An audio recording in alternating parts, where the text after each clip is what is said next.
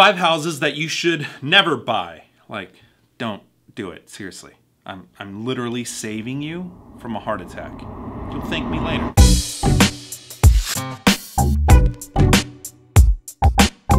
Welcome back, everybody. Such a pleasure to be back. My name is AlexBeltran and I talk about real estate tricks, tips, and topics. So, if you want the latest on everything real estate related, go ahead and smash that subscribe button, hit that little bell, so we can just jump right into it.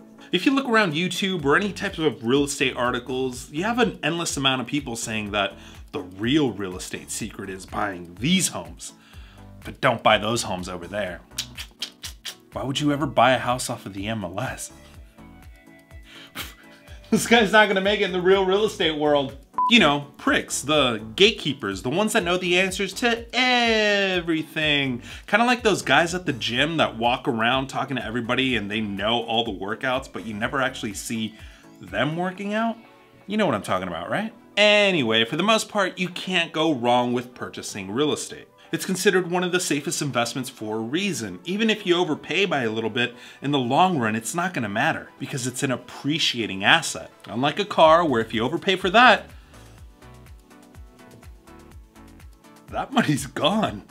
And yes, I always look at real estate as a long-term investment, whether you are an investor or a casual buyer. If you think that fix and flips are the way to go because you want that money quickly, then one, you haven't read the tax code because any profit that you make from a fix and flip is taxed as income rather than capital gains. Se llamaba. And number two, this isn't a game show, this is real life. If you want to bet your money on a fix and flip, you're better off betting it on a blackjack table in Vegas. At least then when you lose it, you can easily walk over to the Cirque du Soleil show to cheer yourself up. Or, you know, those other shows. However, there are these 5 types of properties that you should stay away from no matter what. There's literally a 0% chance of success. Unless your favorite pastime is making bad decisions, in that case, buy these houses?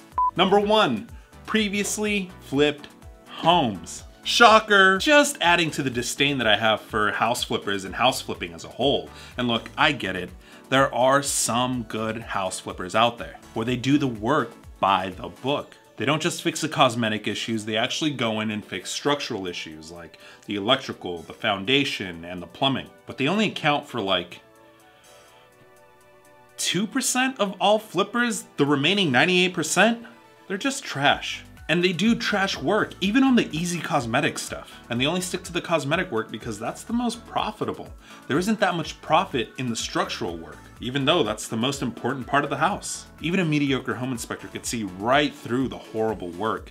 With flipped homes, scratching the surface isn't just a figure of speech, it is literal. You could literally walk up to a wall, scratch it a little bit. The paint will immediately chip because they use the cheapest paint possible. And you will see that that cheap paint was only put there to cover up the water damage on that wall, but they didn't fix the problem.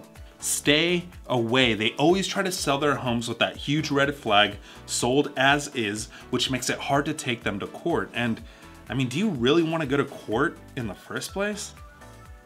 I didn't think so. Flipped homes are so bad that I don't let my clients look at them. Seriously, I have lost business because of it. I had clients that were very interested in a flipped home and I told them to just stay away.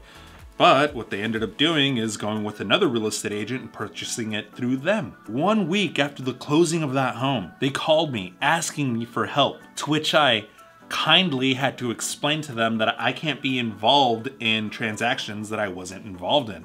And to have a good day, bye. I know I could have handled the situation a lot better, but I was 24 at the time and I was super salty. I mean, 1, they didn't take my advice.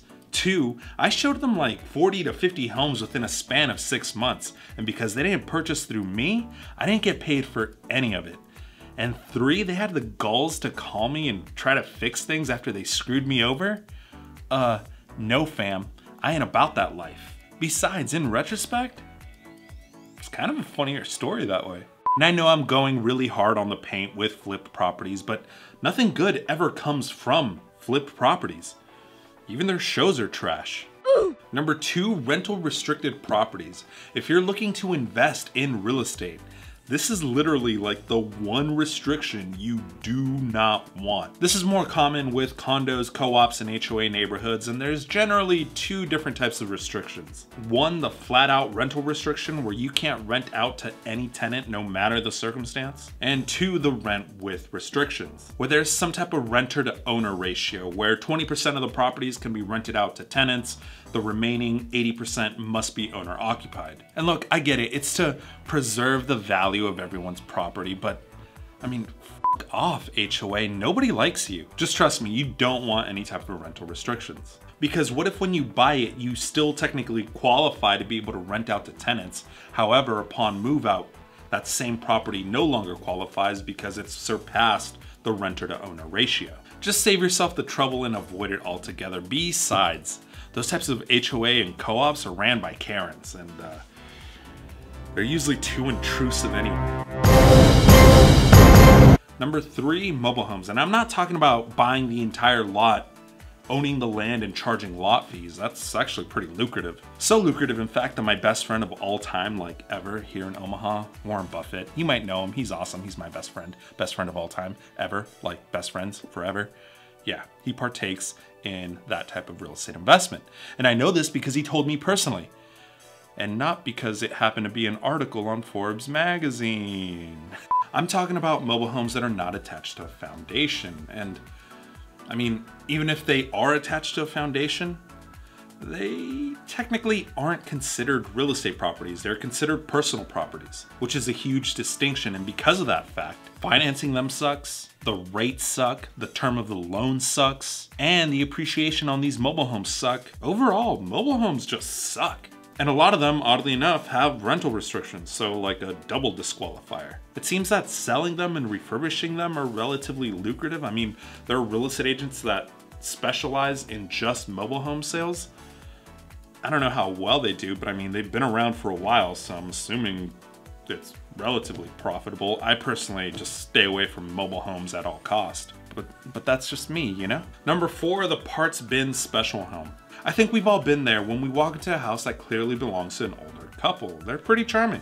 And on the surface, there are plenty of updates, repairs, and appliances, but none of them work. There are expensive windows all over the house that were actually put on sale by Home Depot because they were discontinued from bad seals and they were installed improperly, making them leak. The fuse box is held together by a bunch of electrical tape. The only way to get that dishwasher to work is if you kick it. Or they use the wrong adhesive, and now that adhesive is eating up the marble countertops. These houses are very tricky because the only way to find out what is wrong with them is if you go through the entire inspection process. And here's a real insider secret.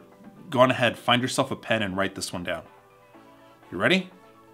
Read the damn inspection report. It surprises me how many people get an inspection and completely neglect to read the inspection report. This is something that I've been talking about for a long time. They literally highlight the biggest problems, like on the first page. It's really hard to miss, yet people manage to miss it anyway. Seriously, it is an epidemic of people not reading the inspection report. I see it all the time where a buyer wants to sit down with the agent and the broker and discuss why something is wrong with their home. The broker always asks for the inspection report, and literally like 100% of the time, their problem was clearly shown on the inspection report, yet signed off on the removal of contingencies anyway. La cagaste. Read the inspection report and avoid the parts bin special homes. And number 5, probably my favorite home to bash on, the tiny home. I actually made an entire video talking about how tiny homes are a horrible and guaranteed failure of an investment.